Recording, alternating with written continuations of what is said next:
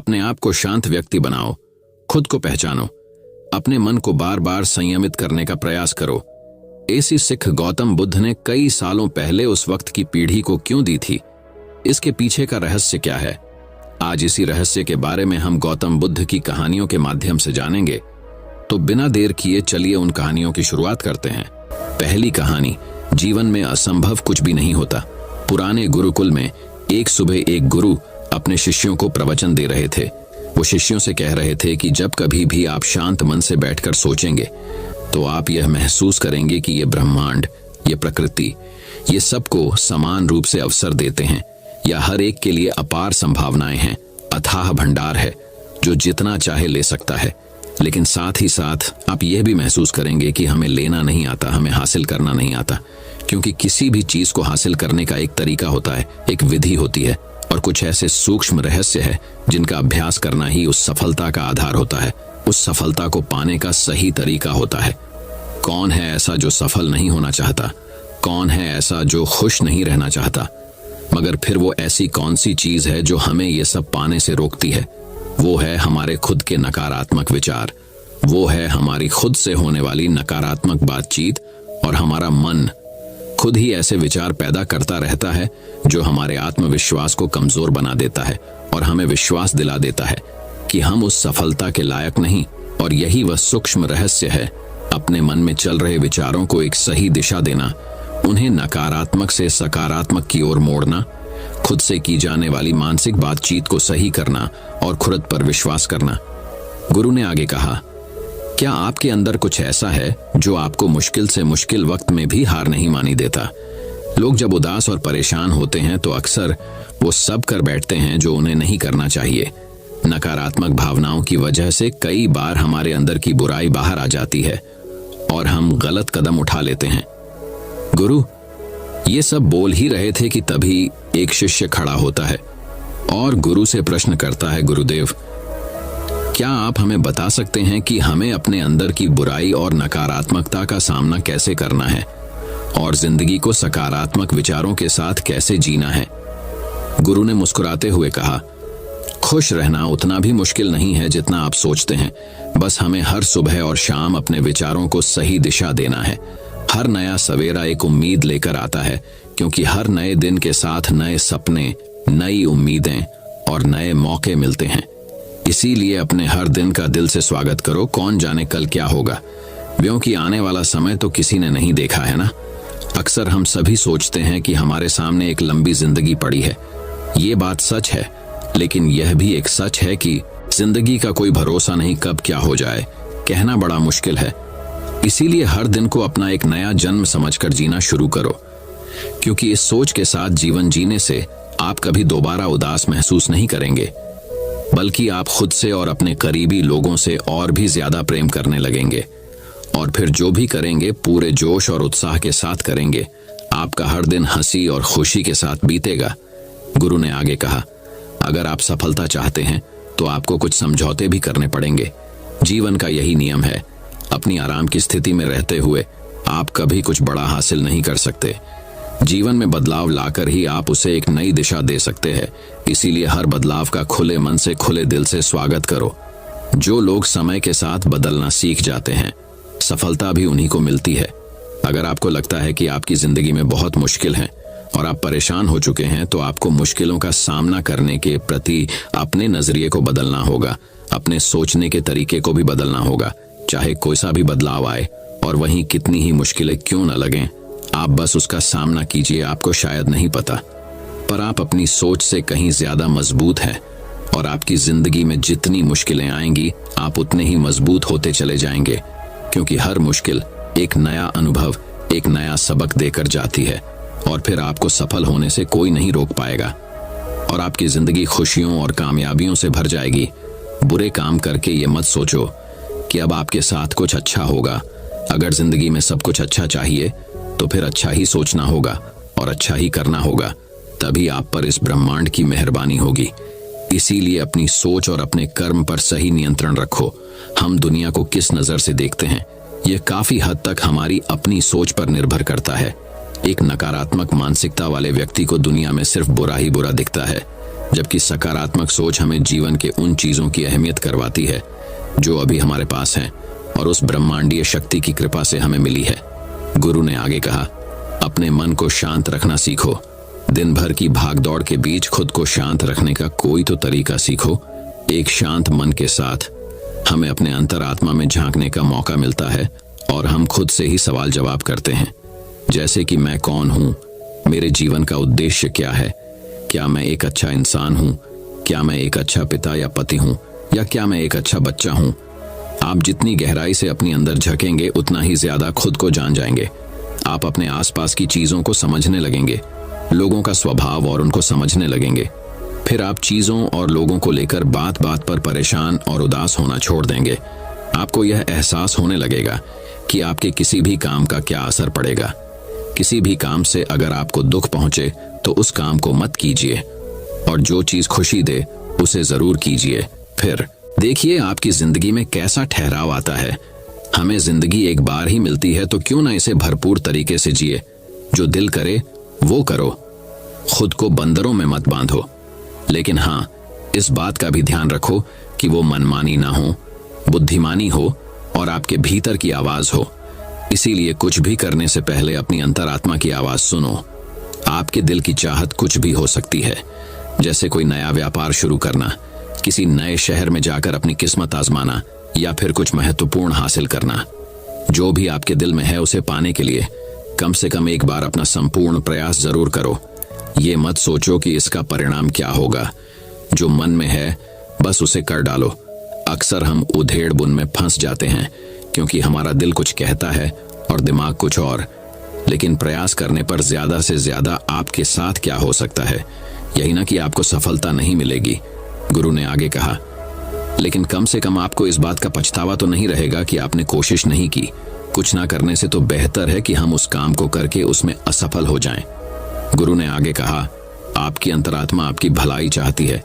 इसकी आवाज को कभी भी नजरअंदाज मत करो, क्योंकि अंदर से आने वाली आवाज ही हमें सफलता के रास्ते पर ले जाती है। जब भी आप कुछ गलत सोचते हैं या करते हैं तो सबसे पहले अंदर की आवाज ही आपको टोकती है, गलत करने से रोकती है। कभी सोचा है ऐसा क्यों होता है? क्योंकि यह हमेशा हमारा भला चाहती है। यही तो ऊपर वाले का दिया हुआ सबसे अनमोल उपहार है हमारे पास, जिसे हम समझ या बुद्धिमत्ता कहते हैं। अगर जिंदगी की खूबसूरती को समझना है तो अपने अंदर झांक कर देखो। ये देखो कि तुम्हारे पास क्या क्या है और तुमने अपने जीवन में कितना कुछ हासिल किया है। जिंदगी की सुंदरता को आप केवल तभी महसूस कर पाएंगे जब आप धन्यवाद के भाव से भरे रहेंगे, बजाय यह सोचकर दुखी होने के कि हमारे पास क्या नहीं है। ये सोचकर खुश रहो कि हमारे पास कितना कुछ है, और इसी संतोष की भावना और शांत मन के साथ अपना प्रयास जारी रखो।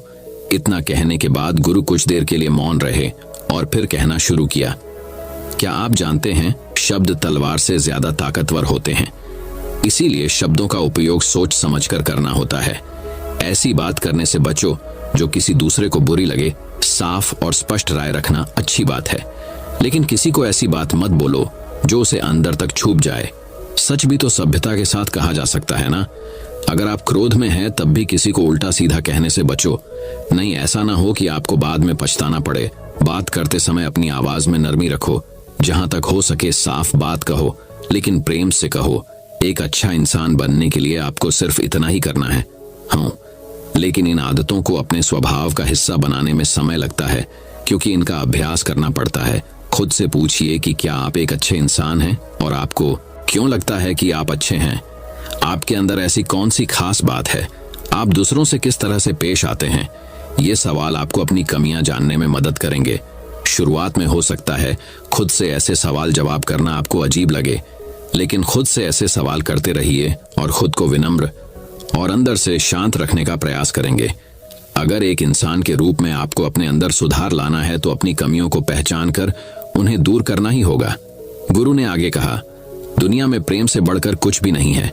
प्रेम आपको आबाद भी कर सकता है और ये आपको बर्बाद भी कर सकता है। हालांकि प्रेम को ना समझना ही बर्बाद करेगा, क्योंकि प्रेम तो बड़ी पवित्र चीज है।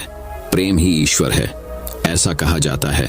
अपना नियम बना लो कि आपके अंदर सबके लिए प्रेम और करुणा हो। जिससे दिल में प्रेम होता है वहीं दिल आबाद होता है। जितना प्यार आप बांटेंगे उतना ही आपके पास लौट कर आएगा। जिसके दिल में प्रेम और करुणा है वह कभी किसी के साथ बुरा कर ही नहीं सकता। उसके अंदर दूसरों के प्रति बुरी और नकारात्मक भावनाएं आ ही नहीं सकती। असल में प्रेम के अंदर वो ताकत है जो हमें गलत काम करने से रोकती है। गलत काम करके इंसान कभी चैन से नहीं रह सकता। उसके अंदर हमेशा एक डर और पश्चाताप रहता है। गलत काम करना छोड़ दो, फिर देखो आपको इतनी बेहिसाब खुशी और संतुष्टि मिलेगी कि आपकी पूरी जिंदगी चैन से गुजरेगी। जो लोग स्वार्थी और धोखेबाज होते हैं, खुशियां उनसे दूर भागती है। वो चाहे कितना ही खुश रहने का दिखावा कर लें, लेकिन अंदर से वो हमेशा दुखी ही रहते हैं। गंदे काम और गंदे विचार हमें कभी खुश नहीं रहने देते, और जहां खुशी है वहीं प्रेम है। इतना कहने के बाद गुरु ने अपना प्रवचन समाप्त किया और फिर सभी शिष्य अपने अपने दैनिक कार्यों में लग गए। दोस्तों, इस तरह के विचार अपने दिमाग को देने से और विचारों को सकारात्मक रखने से निश्चित रूप से जिंदगी बदलेगी। तो आइए आप जल्दी से समराइज कर लेते हैं कि हमने इस वीडियो में क्या क्या सीखा। इस वीडियो में आपने खुद से की जाने वाली सकारात्मक बातचीत की ताकत के बारे में जाना, और ये भी जाना कि खुद की काबिलियत पर संदेह करना हमें नीचे खींचता है। खुद को हमेशा अपनी खूबियों और अच्छाइयों के बारे में याद दिलाते रहो, क्योंकि इससे हमारा आत्मविश्वास बढ़ता है। इस वीडियो में आपने ये भी सीखा कि हमें अपने अंतर्मन की आवाज भी सुननी चाहिए। हमें अपनी कमियां, अपनी खूबियों और अपने लक्ष्य स्पष्ट रूप से पता होने चाहिए। हमेशा सकारात्मक सोच रखनी है, और यह याद रखिए कि अगर हम ठान लें तो जीवन में कुछ भी असंभव नहीं। आपने इस वीडियो में अच्छाई की और एक अच्छा इंसान बनने की अहमियत के बारे में भी जाना। असल में अच्छा होना सफल होने से भी ज्यादा जरूरी है। दुनिया में पहले से ही काफी बुराइयां हैं, और हमारे अंदर की बुराई हमें मानसिक और शारीरिक दोनों तरफ से कमजोर बनाती है। इसलिए जितना हो सके अपने मन और विचार दोनों पवित्र रखो। अच्छा सोचो, अच्छा करो, और अपने अंदर की बुराई को सिर मत उठने दो। ये सब करना हमारे ऊपर ही तो है। जहां भी जाओ लोगों का भला करने का प्रयास करो, क्योंकि इससे जो खुशी मिलती है वो कभी फीकी नहीं पड़ती। इस दुनिया में अच्छे लोगों की बेहद कमी है, इसलिए जितना हो सके अच्छा सोचो और अच्छा करो। तो फिर देर किस बात की है, आज और अभी से अपने सपने पूरे करने में जुट जाओ। तो चलिए दोस्तों, अब बढ़ते हैं हमारी दूसरी कहानी की तरफ। दूसरी कहानी, दिमाग की शक्ति वापस पाओ। दोस्तों, अक्सर हमारा दिमाग विचारों से भरा रहता है। हम लोगों के बारे में, अपने बारे में, अपने काम के बारे में, परिवार के बारे में, और वो सब सोचते रहते हैं। जो हमारे दिमाग में भरा रहता है वह कभी भी साफ नहीं होता है, और इसीलिए हमें वह सब बार बार याद आता है और हम दुखी और चिंतित रहते हैं। लेकिन इस कहानी से आप अपने मन को अच्छी तरह से साफ कर पाएंगे। आप अपने मन की धुलाई खुद कर सकते हैं। बस इस कहानी को पूरा पढ़े। एक बार एक गुरु और शिष्य एक सुनसान जंगल से गुजर रहे थे। तभी शिष्य अपने गुरु से एक सवाल करता है, गुरुजी, ऐसा क्या होता है कुछ लोगों के पास कुछ भी नहीं होता, लेकिन फिर भी वो सुखी रहते हैं, आनंद में रहते हैं, और कुछ लोगों के पास सब कुछ होते हुए भी उदासी उनके चेहरे से साफ दिखाई देती है। गुरु ने एक मुरझाए हुए फूल की तरफ इशारा करते हुए अपने शिष्य से कहा कि ये सोचने की और समझने की बात होती है। अगर ये फूल ये सोचेगा कि मैं कल मुरझा गया था, या फिर ये सोचेगा कि मैं भविष्य में फिर से मुरझा जाऊंगा, तो ये कभी भी खुलकर पूरे तरीके से खिल नहीं पाएगा। अपने सुंदर स्वरूप में यह कभी भी आ नहीं पाएगा, और अपनी खुशबू से इस प्रकृति में बिखेर नहीं पाएगा। उसी प्रकार इंसान अपने अतीत की यादों में खोया रहता है, या फिर अपनी भविष्य की कल्पनाएं करता रहता है। भविष्य के दुखों के बारे में सोचता रहता है, या भूतकाल में जो उसके साथ बुरा घटित हुआ है उसके बारे में सोच सोच कर वो अपने भविष्य के लिए चिंतित होता रहता है। तो ऐसा मनुष्य जीवन में कभी भी सुख अनुभव नहीं कर सकता। यह समझने की बात होती है कि जीवन हमेशा वर्तमान में होता है। अतीत और भविष्य की कल्पनाएं हमेशा मनुष्य को मृत्यु की तरफ लेकर जाती है। इसलिए यह जरूरी हो जाता है कि जिस प्रकार हम अपने शरीर की देखभाल करते हैं, उसे बीमारियों से दूर रखने के लिए उसकी अंदर से गंदगी भी साफ करते रहते हैं, उसी प्रकार समय समय पर हमें अपने मन और मस्तिष्क की भी गंदगी साफ करते रहना चाहिए, उसकी धुलाई करते रहना चाहिए। इससे आपकी बुद्धि की क्षमता तो तेज होगी ही होगी, साथ ही साथ आप हमेशा आनंद में रहने का रहस्य जान पाओगे। शिष्य ने सवाल किया कि गुरुदेव, इससे पहले कि हम मन और मस्तिष्क पर चर्चा शुरू करें, इससे पहले मैं ये जानना चाहता हूं कि जिन लोगों के पास सब कुछ होता है वो दुखी क्यों रहते हैं? और जिन लोगों के पास कुछ भी नहीं होता अक्सर वो आनंद में क्यों होते हैं? ये रहस्य क्या है? इसके पीछे क्या कारण हो सकता है? गुरु ने उत्तर दिया कि कुछ लोग जीवन में सब कुछ हासिल कर लेते हैं और सब कुछ हासिल कर लेने के बाद उन्हें सब चीजों की व्यर्थता पता चल जाती है। ऐसे लोगों को अक्सर ये एहसास जकड़ लेता है कि मैंने जीवन में जो कुछ भी पाया, जो कुछ भी किया, उससे भले ही मैंने सुख सुविधाएं हासिल कर ली हो, लेकिन मन की शांति अभी भी बहुत दूर है, अधूरी है, उस तक मैं पहुंच नहीं पाया। सब कुछ पाकर भी मैं अपने मन को जान नहीं पाया। और जब इंसान को ऐसा लगता है तो उसे महसूस होता है कि जो भी उसने कमाया वो कौड़ियों के भाव का था। उसने अपना जीवन बेकार की चीजों में यूं ही व्यर्थ कर दिया। और वहीं पर जिस इंसान के पास जीवन में कुछ भी नहीं होता है, उसके पास एक उम्मीद होती है, उस सब कुछ पाने की लालसा रखता है, और वही लालसा, वही इच्छा उसको जीवन में खुश रखती है, आगे बढ़ाती है, ऊर्जा से भरा हुआ रखती है। गुरु ने अपने हाथ से एक सूखे पेड़ की तरफ इशारा करते हुए कहा कि शिष्य, कभी तो यह पेड़ भी हरा भरा रहा होगा, फलों से लदा हुआ रहा होगा। अनेक प्रकार के पक्षी और जानवर इस पर आते होंगे, इसके फलों को खाते होंगे। उस समय इस पेड़ को भी यह पता नहीं होगा कि एक दिन तुम सूख जाओगे और तुम्हारी हालत इतनी बदतर हो जाएगी कि तुम किसी को छांव तक नहीं दे पाओगे, तुम्हारे ऊपर पत्ते तक नहीं रह जाएंगे। फल तो दूर की बात रही। उसी प्रकार मनुष्य अपने जीवन की दौड़ में यह भूल जाता है कि जिस दौड़ में वह सबसे आगे निकलने की कोशिश कर रहा है, उसका अंतिम चरण तो मृत्यु ही है। काश वो कभी इस दौड़ से अलग हटकर ये देख पाए कि इसका अंतिम चरण तुम्हें कहीं नहीं पहुंचाएगा, कि जिस दौड़ को वो सबसे आगे निकलकर जीतने के ख्वाब देख रहा है, उसका अंतिम चरण मृत्यु ही है। काश वो कभी जीवन की दौड़ में ठहरकर ये देख पाए कि इसका अंतिम चरण क्या होगा, तो वो उन कामों को तेज आंचली दे सकता है जो व्यर्थ है, जो बेकार है, और ऐसे कार्यों की तरफ आगे बढ़ सकता है जो उसके जीवन में आनंद पैदा करते हो, जो उसके जीवन को एक नई दिशा देते हो। गुरु ने खुद की तरफ इशारा करते हुए समझाया कि एक योगी वो होता है जो जीवन की दौड़ में ठहर जाता है, जो ये समझ लेता है कि जीवन का अंतिम चरण तो मृत्यु ही है। इसलिए वो जीवन में सुख सुविधाएं हासिल करने की बजाय खुद के मन और मस्तिष्क को एक नए आनंद की तरफ ले जाने का प्रयास करना शुरू कर देता है। शिष्य ने सवाल किया कि गुरुदेव, क्या एक ग्रस्त जीवन में जीने वाला मनुष्य उस आनंद की प्राप्ति नहीं कर सकता? और अगर कर सकता है तो उसे किस प्रकार शुरुआत करनी चाहिए? बिल्कुल कर सकता है, गुरुदेव ने उत्तेजित होकर उत्तर दिया। अगर सभी मनुष्य उस आनंद की प्राप्ति के लिए योगी बनने का निश्चय कर लें तो इससे तो प्रकृति का चलन ही रुक जाएगा। उसकी जो व्यवस्था है वो बिगड़ने लगेगी। एक सच्चा योगी अपने जीवन में खोज करता है, और खोज करने के बाद वो ग्रस्त जीवन में किस प्रकार आनंद को प्राप्त किया जा सकता है वो तरीके सभी को बताता है, ताकि मनुष्य अपने ग्रस्त जीवन का पालन करते हुए उस आनंद की प्राप्ति भी कर सके। गुरु ने खुद को संबोधित करते हुए उत्तर दिया कि मैंने अपने जीवन में जो खोज की है उसके अनुसार मनुष्य को समय समय पर अपने मन और मस्तिष्क की सफाई करते रहना चाहिए। मनुष्य अपने शरीर पर तो ध्यान दे लेता है, लेकिन अपने मन और मस्तिष्क को वो भूल जाता है, उस पर कभी ध्यान नहीं देता, और उसी वजह से मन और मस्तिष्क बूढ़े होते चले जाते हैं। उनमें जवानी नहीं रह जाती, और जब उनमें जवानी नहीं रह जाती तो उनमें नयापन और ताजगी नहीं रह जाती, जिसकी वजह से एक इंसान उदासी से भर जाता है। मन और मस्तिष्क की गंदगी क्या होती है, पहले मैं तुम्हें ये बताता हूँ। हर मनुष्य के जीवन में कुछ ऐसी घटनाएं घटती हैं जिनका उसके मनोमस्तिष्क पर बहुत गहरा असर पड़ता है। वो जीवन पर्यंत उन घटनाओं को भूला नहीं पाता है, और वही घटनाएं उसके मन में पूरी तरह से पक्की बैठ जाती है, जो उसके मन में गांठ पैदा कर देती है।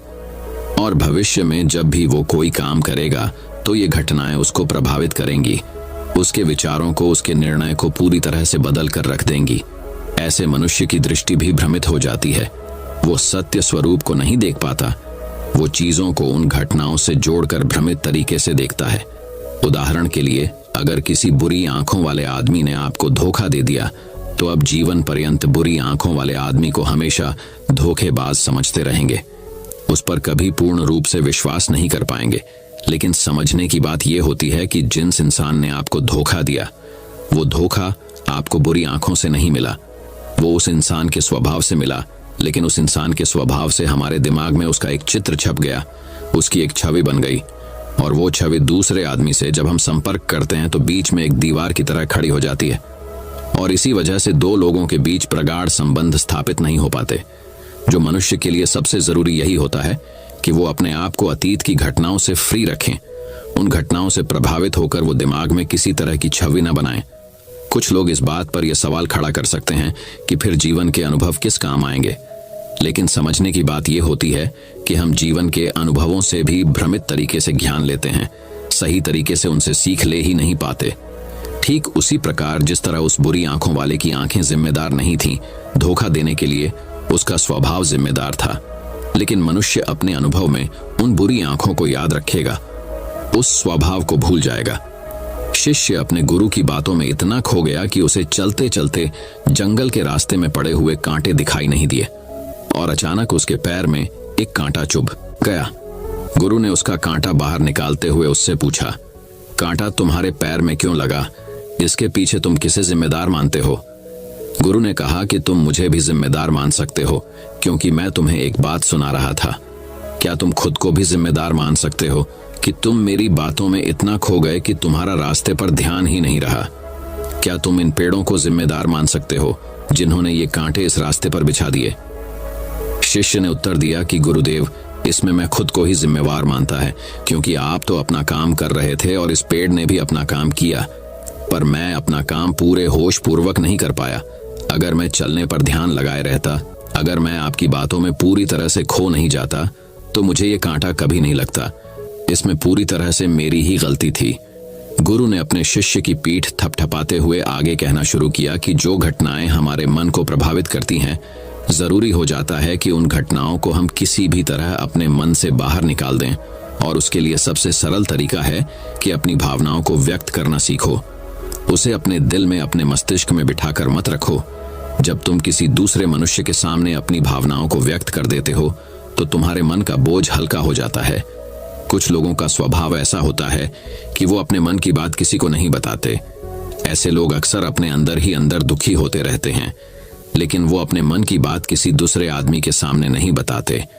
इसके उलट कुछ लोग ऐसे भी होते हैं जो अपने मन में किसी भी बात को रख नहीं पाते। उनके साथ कुछ भी अच्छा या बुरा होता है, वो अपने मन की बात, अपनी भावनाओं को दूसरों के सामने व्यक्त कर देते हैं।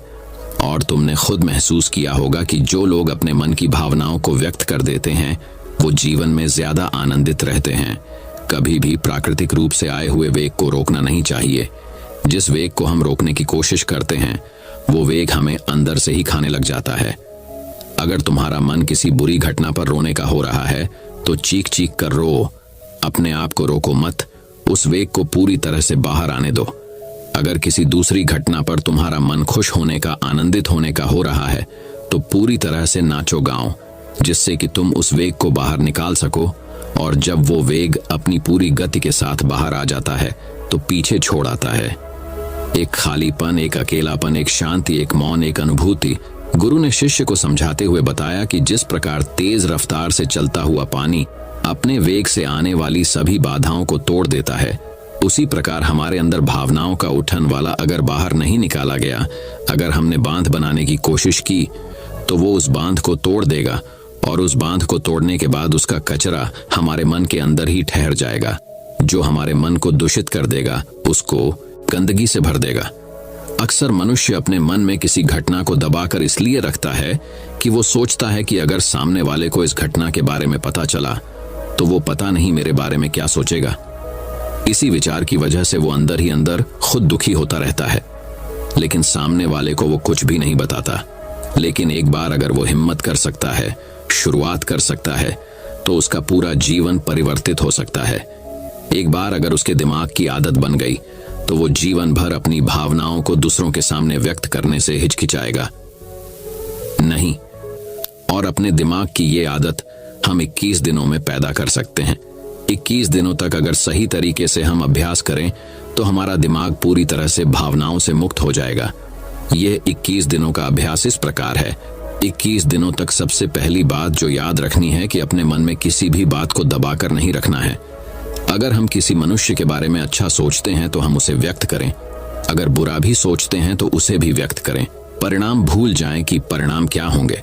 सिर्फ अपने दिमाग की धुलाई करने पर विश्वास रखें। इससे आपके अंदर एक अद्भुत साहस पैदा होगा, जब आप किसी मनुष्य के बारे में वह सब बता पाएंगे जो आप उसके बारे में सोचते हैं, तो आप खुद सोचिए कि आपका खुद के ऊपर विश्वास कितना ज्यादा बढ़ जाएगा। आपके मन के सारे डर खत्म हो जाएंगे। हो सकता है कि इसमें आपको चुनौतियों का सामना करना पड़े, लेकिन जहां पर चुनौती नहीं होती वो कुछ अभ्यास भी नहीं होता। अभ्यास हमेशा चुनौतियों से भरा होना चाहिए। इससे आप सत्य वचन बोलने का अभ्यास भी कर पाएंगे। अक्सर हम दूसरों को प्रभावित करने के लिए वो सब बोलते हैं जो उन्हें अच्छा लगता है, लेकिन वो नहीं बोलते जो हम उनके बारे में सचमुच में सोचते हैं, और यही हमारी सबसे बड़ी भूल हो जाती है। इससे हमारा पूरा अस्तित्व झूठ बनकर रह जाता है। और अपनी भावनाओं को व्यक्त करते समय यह भी जरूर ध्यान रखें कि आपके अंदर जो भावनाएं उस इंसान के प्रति उठ रही हैं, उनके पीछे का मूलभूत कारण क्या है। उदाहरण के लिए, जब एक नौकर अपने मालिक के लिए कोई काम करता है और वो काम अच्छे से नहीं कर पाता है, तो मालिक उसे डांट फटकार देता है, जिससे उसके अंदर उसके प्रति क्रोध की भावना ये उठती है। लेकिन समझने की बात ये होती है कि मालिक तो आपको कहेगा ही, वो तो डांटेगा ही अगर आप काम अच्छे से नहीं करेंगे। तो अगर आप काम अच्छे से कर रहे हैं और फिर भी आपका मालिक आपके साथ अच्छा व्यवहार नहीं कर रहा है, तो आप खुलकर अपने मालिक को अपनी भावनाएं व्यक्त कर सकते हैं, बिना ये सोचे कि इसका परिणाम क्या होगा। अगर आप इस भावना को उठाएंगे तो आप अपनी नजरों में खुद ही नीचे गिरने लग जाएंगे। आपका आत्मविश्वास बिल्कुल खत्म हो जाएगा। दूसरा अभ्यास जो तुम्हें 21 दिनों तक करना है वो ये है कि जो भी घटनाएं तुम्हारे साथ घटित होती हैं, कम से कम जीवन में एक इंसान ऐसा होना चाहिए जिसके सामने तुम अपने दिल की बात रख सको। चाहे अच्छी बात हो चाहे बुरी बात हो, वो सब बातें तुम बिना कुछ सोचे विचारे, बिना इस डर से कि वो इंसान तुम्हारे बारे में क्या सोचेगा, तुम उस इंसान को अपनी सारी बातें बता सको और वो इंसान तुम्हारी सारी बातें सुनने के बाद तुम्हारे लिए कोई छवि पैदा ना करें। ऐसे इंसान अपने जीवन में खोजो और उनके सामने अपनी सारी भावनाएं व्यक्त करने की कोशिश करो। दिन में जो कुछ भी घटित होता है, अच्छा लगता है, बुरा लगता है, किसी के प्रति आकर्षण होता है, उसको एक दोस्त की तरह बताने का प्रयास करो। इससे तुम्हें ये पता चल पाएगा कि तुम्हारा मन घटनाओं के प्रति किस प्रकार की भावनाएं पैदा करता है। तुम अपने मन को समझने में सक्षम हो पाओगे। जब तुम किसी दूसरे आदमी को ये सारी बातें बताते हो, तो तुम खुद भी अपनी प्रतिक्रिया रोके उस घटना के प्रति तुम्हारा क्या रवैया रहा है, उसके प्रति खुद का आकलन भी कर पाते हो। और तीसरा अभ्यास जो तुम्हारे मन को खाली रखेगा, वह है योग निद्रा का अभ्यास। तो दोस्तों, उम्मीद करता हूं आपको इस कहानी से एक अच्छी सीख मिली होगी। ये कहानी आपको कैसी लगी हमें कमेंट बॉक्स में कमेंट करके जरूर बताएं। तो चलिए अब गौतम बुद्ध की तीसरी कहानी की शुरुआत करते हैं। तीसरी गौतम बुद्ध की कहानी। ये एक नियम 80% बीमारियां ठीक कर देगा। प्राचीन काल में हमारे संत मुनियों ने कुछ ऐसे उपाय खोजे थे जिसके सहारे वह लंबे समय तक बीमारियों से मुक्त होकर अपना जीवन जी सकते हैं। आज के